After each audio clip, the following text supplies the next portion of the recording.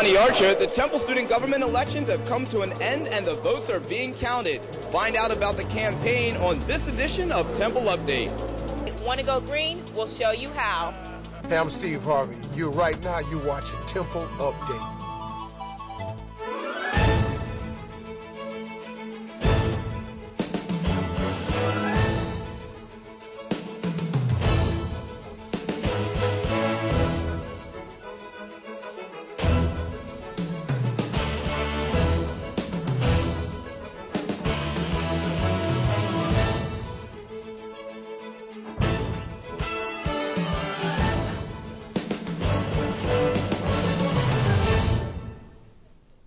Hi, and welcome to this edition of Temple Update. I'm Brittany Miller. And I'm Steve Kelly.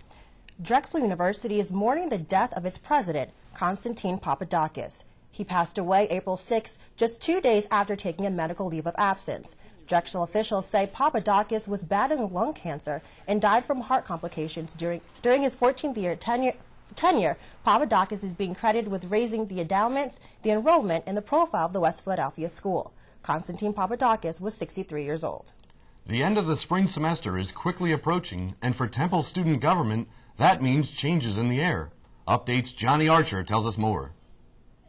This year's Temple student government campaign consists of two parties, TU Dream and TU Action. One of these groups will replace the current administration, Our Voices. I'm definitely satisfied with what we were able to accomplish because it was more than we had expected. Accomplishments such as instituting a Senate with a representative from each school and to-your-door shuttle service, all recognized by President Ann Weaver Hart. We've heard from the President herself about how much we were able to accomplish this year.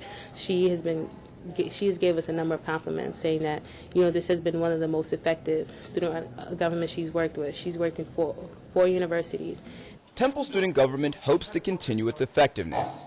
TSG has had a problem communicating with the student body in the past. But this was the first year TSG held public debates between the parties to help break down the communication barrier. One of our primary things we want to do as TU Action is provide students the opportunity to get involved and also have their voices heard. They're also getting the information to see what is it that's keeping students from graduating on time. I think that there should be those, especially our student leaders, should take the time to want to speak to us. I'd like to see them in J&H cafeteria once a week. In the student center once a week at least. That's a minimum. I want to see them at all of our meetings, including my sororities meetings. I want to see them everywhere, all the time. Both parties promise to continue to improve communications. We'll soon see if the winner can deliver. Reporting for Temple Update, I'm Johnny Archer.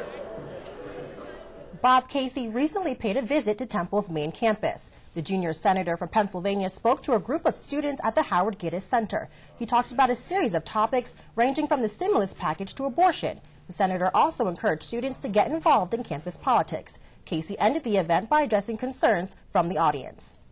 Tensions remain high as residents attended the second hearing to keep the Yorktown area student-free.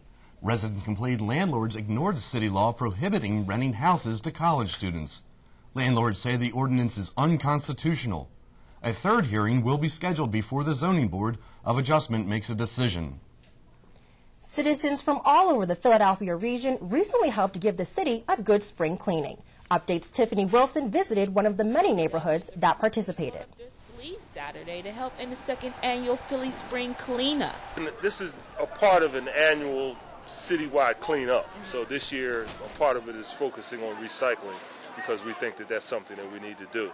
Mayor Michael Nutter, along with Philadelphia Eagles steward Bradley and Brent Selleck, joined volunteers to distribute 3,000 recycling bins to residents near 8th and Diamond Playground. We're handing out recycling bins. Recycling is very important to the city, protects the environment, helps to save us money. You can put all your recyclables into one can and reduce the amount of trash that you put out. So we're very, very happy. Helping clean up my hometown is a good thing, I think, not only to do, but also to set as an example. Deputy Streets Commissioner Carlton Williams says the city encourages residents to not only recycle, but also establish good cleaning habits. And we want to continue to expand this movement because this is just not a one-day, one-time cleanup, but we need to continue on because litter is a never-ending battle, as you can see in some of our neighborhoods, and we need to continuously fight it. With one step at a time, Philadelphia volunteers are teaching others how to recycle and keep their communities clean. For Temple Update, I'm Tiffany Wilson. A new program at Temple is teaching community members how President Obama's financial stimulus package will help right here in North Philadelphia. A panel of experts hosted a series of workshops that showed participants ways to improve their credit score, gain mortgage assistance, and focus on what the Stimulus Act says. The workshops will be run through July 21st in the Community Education Center on Cecil B. Moore Avenue. A nationwide organization is setting up shop on Temple's main campus. The Pennsylvania Innocence Project is opening an office at the Beasley School of Law. The organization works to exonerate wrongfully convicted inmates. The local agency will start with a staff of about a dozen law students, but they hope to expand into other parts of the state. Since it began in 1992, the project has set free close to 400 inmates. The controversy continues for one Temple journalism student. Shannon McDonald wrote an article detailing a ride-along she had with a Philadelphia police officer. Her article claims the cop used harsh language to describe the African-American community in the area. Since the article has been published, it's been the center of debate. Temple is standing behind McDonald, and she is thankful for all the support. Everyone's been very supportive at Temple. You know, just encouraging me, don't give up on journalism, don't be discouraged, that eventually this will end and hopefully just be a very small part of my journalism career. The article is currently under investigation by the Philadelphia police.